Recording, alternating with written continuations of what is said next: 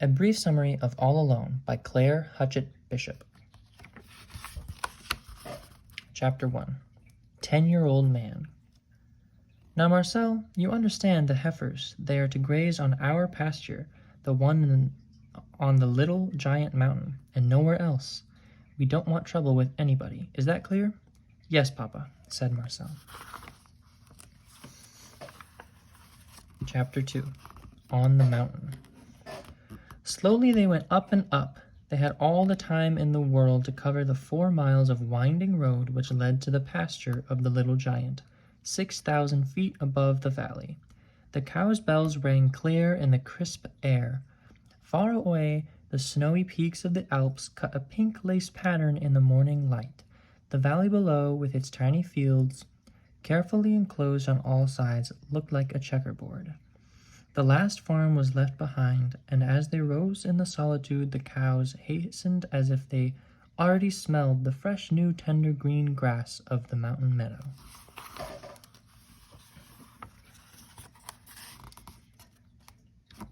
Chapter 3. The Dream. Marcel had been up on the Little Giant pasture for a whole week already.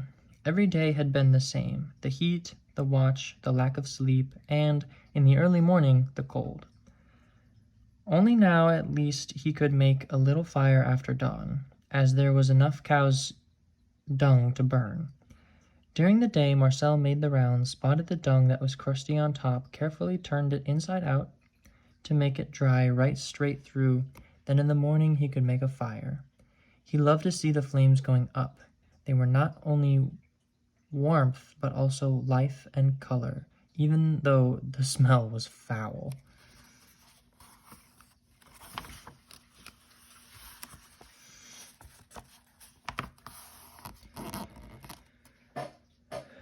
Chapter 4. The Storm. He turned toward his cows, only to find them faced about and going back down toward the pool. La la la, he called, but already they had splashed through the water and joined Pierre's cows, who had also gone across and were standing there under the trees with their heads turned toward the big giant. Come on, Pierre, said Marcel quickly. Help me to get them back. It's no use, said Pierre. They won't come, not now. The animals feel what is coming. Look, the storm is moving fast from the east. In a few minutes it will sweep over the Little Giant. If you and the animals were still up there as you would be if you had not had to bring my cows down, you would have time to make ready for the storm. But to go back now is impossible. You would have to face the hurricane. The animals might get lost and you might be blown away. Better wait here where we are somewhat sheltered.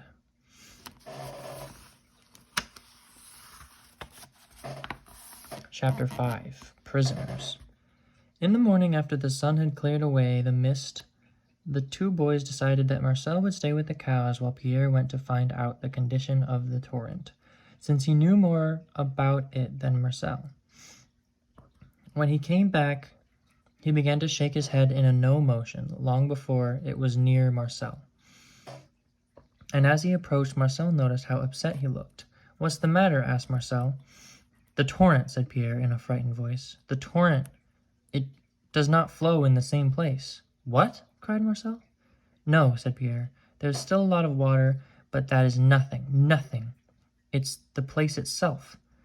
He grabbed Marcel by the shoulders and shrieked. There's no more slope on the other side of the water. There's a cliff, a high, steep cliff. A cliff? Echoed Marcel, wide-eyed. You are dreaming. There never was a cliff there. There never was, but there is now, said Pierre. Something happened. It's impossible, cried Marcel. You go and see for yourself, said Pierre. Marcel did, and when he came back, he sat down heavily on the grass and buried his head into his arms. Pierre came and sat beside him, patting him on the back. You saw it, did you? Marcel nodded. They were silent. Marcel raised his troubled face between his hands and whispered, How am I ever going back to the Little Giant now? You can't, said Pierre. Not that way. There is no other way from here, wailed Marcel, except, he started to cry, except to go down to the village and up again, finished Pierre.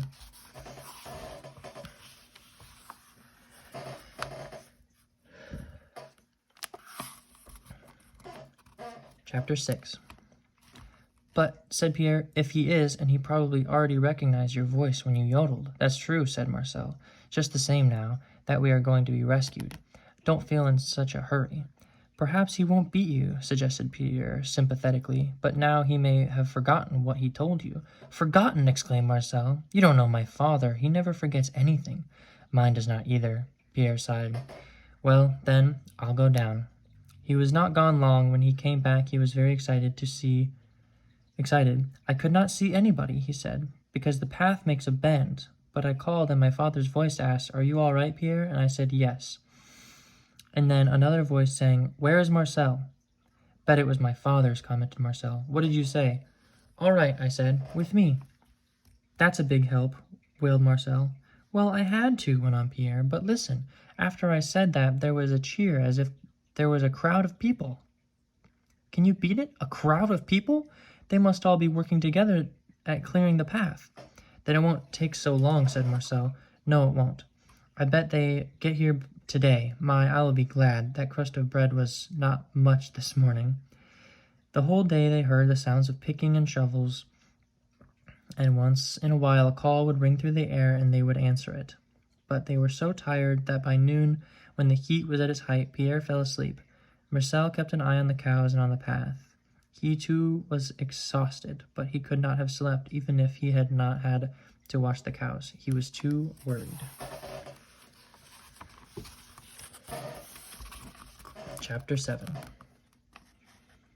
Citizens, he said, I'll try to be brief, but this is a great day for Montessier. We don't want to forget it, ever.